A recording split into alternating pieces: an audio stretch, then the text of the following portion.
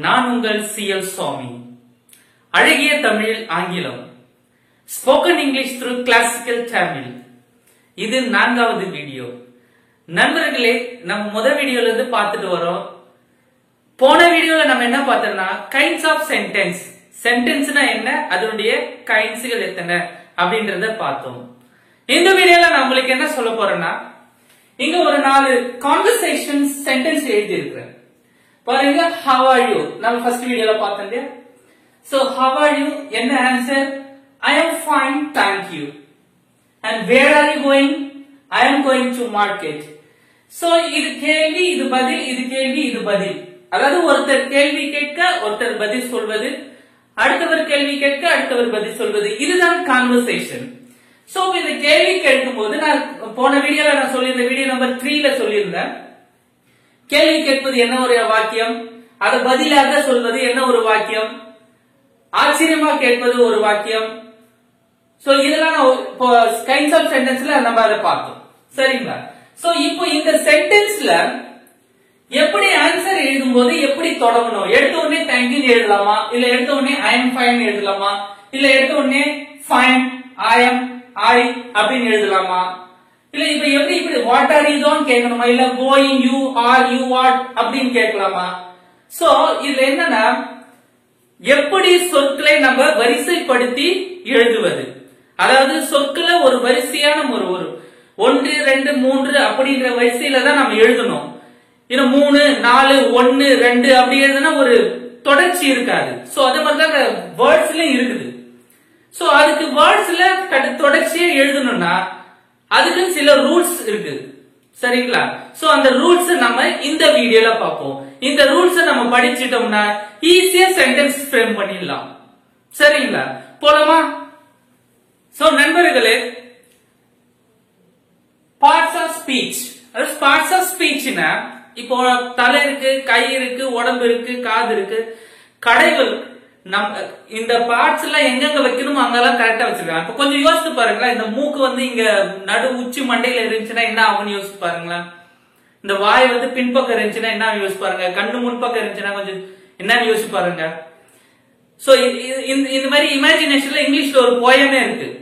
So இந்த மாதிரி அந்தந்த பார்ட்ஸ் அந்தந்த பகுதி கரெக்டா இருந்தாதான் எல்லாமே சரியா இருக்கும்ன்றது நம்ம உடல்ல பார்க்கலாம். அந்த மாதிரி ஆங்கிலத்துல இங்கிலீஷ்ல ஒரு சென்டென்ஸ் அமையணும்னா சில பகுதிகள் சில சொற்கள் சரியான இடத்துல அமைஞ்சிருக்கணும். சோ அத பத்தி நம்ம கண்டிப்பா தெரிஞ்சுக்கணும். சரிங்களா? சோ அப்ப அப்படி என்ன பார்க்க போறோம்னா பார்ட்ஸ் ஆஃப் ஸ்பீச். ஸ்பீச்ல என்னென்ன பார்ட்ஸ் இருக்கு அப்படின்னு பார்க்கணும்னா ஒரு 8 வகையான பார்ட்ஸ் இருக்கு.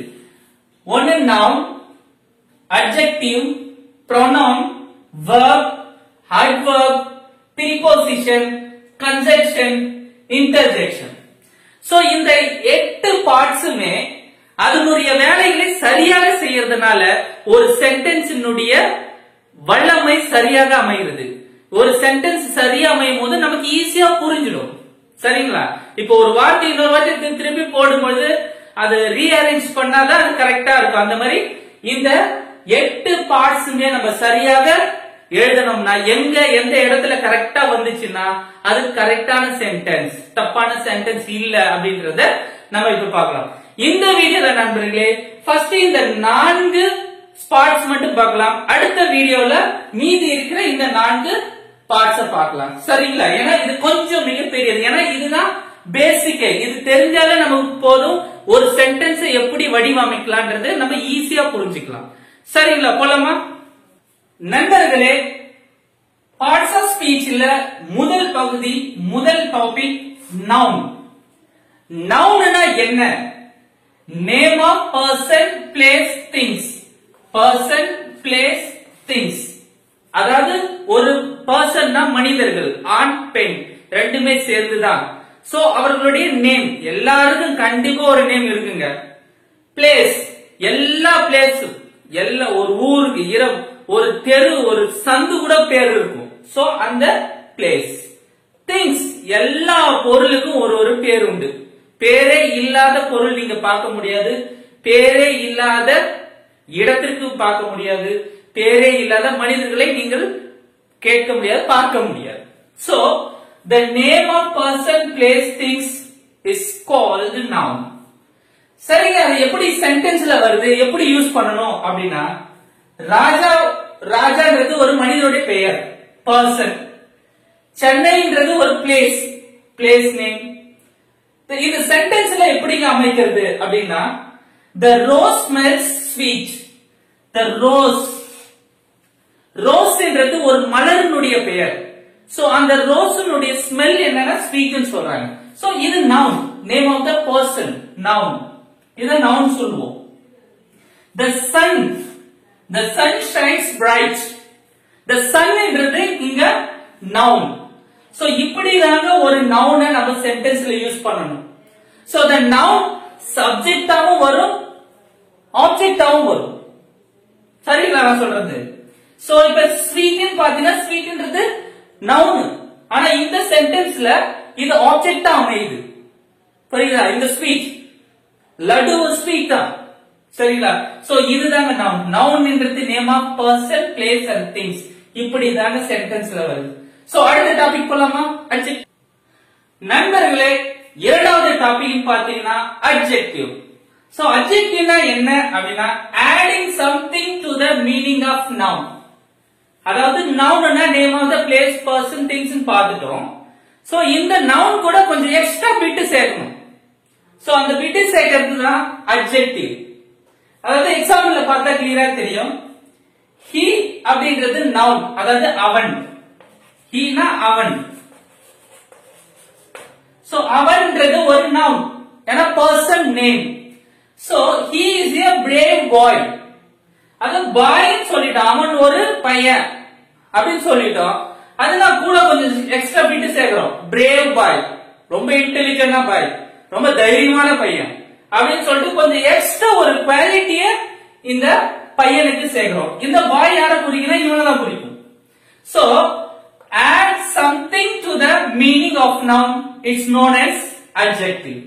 சோ இந்த பையனுக்கு கொஞ்சம் எக்ஸ்ட்ரா நம்ம ஒரு குவாலிட்டிய சேர்க்கிறோம், கொஞ்சம் கேரக்டர்ஸ் கொஞ்சம் அதிகமா சேர்க்கிறோம். சோ அதுதாங்க adjective. ரெண்டாவது சென்டென்ஸ்ல பாருங்க, there are 20 voices. there are 20 voices. so 20ன்றது adjective. சரியா? there are voices, ஏன்னா plural வந்திருக்கு, நிறைய பேர் அப்படின்னும் பொழுது அந்த இடத்துல 20ன்னு ஒரு வார்த்தையை நம்ம சேர்க்கும் பொழுது இது adjectiveஆ மாறுது. கொஞ்சம் எக்ஸ்ட்ரா விட்டு போடுறோம். 20 ஸ்டூடெண்ட்ஸ், அப்பா நிறைய பேரா? 50 ஸ்டூடெண்ட்ஸ், ஓ நிறைய பேரா? there are boys அப்படின்னு சொன்னா பசங்க இருந்தாங்க அப்படின்னு சொன்னா அது அவ்வளவா தெரியாது. ஒரு 20-25 பேர் இருந்தாங்க அப்படின்னா 25 பேர் தான். சோ அந்த எக்ஸ்ட்ரா பிட் சேர்க்கறதாங்க, அதுதாங்க அட்ஜெக்டிவ். புரிஞ்சுதுங்களா? அடுத்து மூணாவது டாபிக் போலாமா? மூன்றாவது டாபிக் என்னன்னு பாத்தீங்கன்னா ப்ரோனவுன். ஆல்ரெடி நம்ம நவுன் பார்த்துட்டோம். அது கூட ப்ரோனவுன்னா ஏதோ சம்திங் நவுன் கூட தான், அத name of person, place, thing கூட தான். சரிங்களா? அது என்னன்னா a word used instead of a noun. அதாவது instead of a nounனா பதிலாக, அதற்கு பதிலாக. a word ஒரு சொல் used பயன்படுத்துறது, instead ofனா பதிலாக noun. அதாவது ஒரு நவுனுக்கு பதிலா வேற ஒரு நவுனை யூஸ் பண்ணுவாங்க. அதாவது நம்ம ஊர்ல சொல்லுவாங்கல்ல, இப்ப எனக்கு ஒரு பேர் இருக்கும், இப்ப என் பேர் வந்து சியோன் சுவாமி, ஆனா எங்க ஊர்ல என்ன எப்படி கூப்பிடுவாங்கன்னா ராஜா ராஜா அப்படின்னு கூப்பிடுவாங்க. இப்ப ஒருத்தருடைய பேர் வந்து வேற பேரா இருக்கும், அவர் எப்படி கூப்பிடுவாங்கன்னா இன்னொரு பேர் சொல்லி கூப்பிடுவாங்க. சோ அந்த மாதிரி நிக் நேம் மாதிரி வச்சுக்கீங்களா? சோ அதான் ப்ரோனவுன்.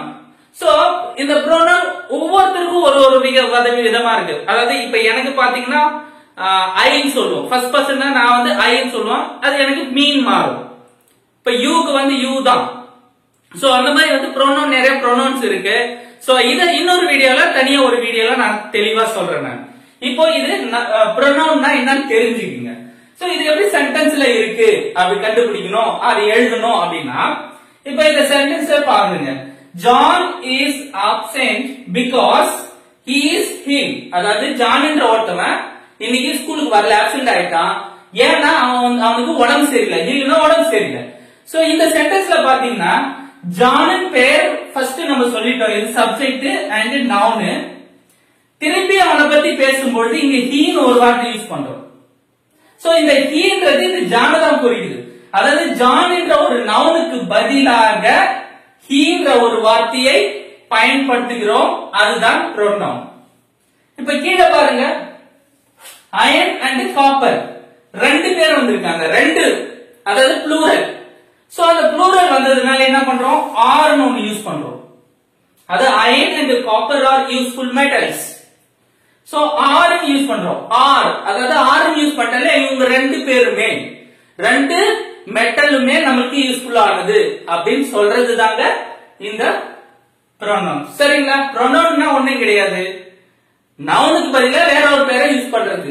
அது என்னன்னு சொல்லிட்டு அடுத்த வீடியோல நம்ம. சோ நான்காவது டாபிக் என்னன்னு பாத்தீங்கன்னா verb.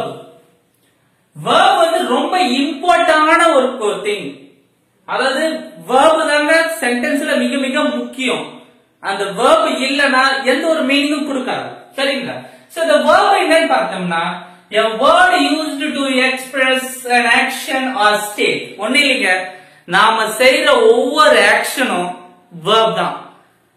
எழுதுறது, நடக்கிறது, பேசுறது, கேட்கறது, பார்க்கிறது, ட்ரீம் பண்றது, திட்டுறது, சிரிக்கிறது, எல்லாமே verb தான். நம்ம செய்யற ஒவ்வொரு ஆக்ஷனும் verb தாங்க. சரிங்களா? எக்ஸாம்பிள் பார்க்கலாமா? The girl wrote a letter. wrote அப்படிங்கிறது எழுதினாள், அது past tenseல எழுதினாள் சொல்றேன். சோ wrote எழுதுறது ஒரு வேலை, சோ அந்த வேலைன்றது verb. Chennai is a big city. Chennai is a big city. அப்போ நான் என்ன சொல்றேன்னா, சார் இதுல வந்து சென்னை என்ன வேலை செஞ்சுச்சு அப்படின்னு கேட்பீங்க. சோ சென்னை எந்த வேலையும் செய்யாதுங்க, ஆனா அதனுடைய பொருளை சொல்லும் பொழுது இங்க இஸ்ன்னு சொல்றோம். சோ இஸ்ன்னு சொல்றது தனிப்பட்ட முறையின் அதுல அத பத்தி சொல்றேன், இதுதான் பெரிய சிட்டி, வேற எதுவும் இல்ல அப்படின்ற மாதிரி சொல்றதுனால இது verb-ஆ அமையுது. இது வந்து டென்ஸ்ல பார்க்கும்போது ஹெல்பிங் verb-ஆ கூட நம்ம பார்ப்போம், பின்னாடி வர வீடியோல கண்டிப்பா நம்ம பார்ப்போம். சோ இதுதாங்க 4 மிக முக்கியமான பார்ட்ஸ் ஆஃப் ஸ்பீச்.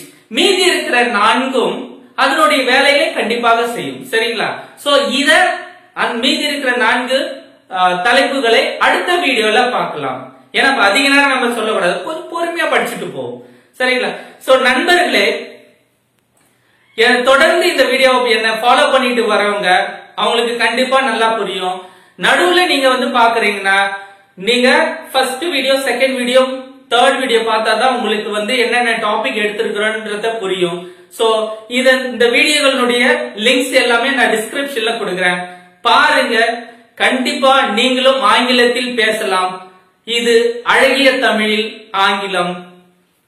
நன்றி, வணக்கம்.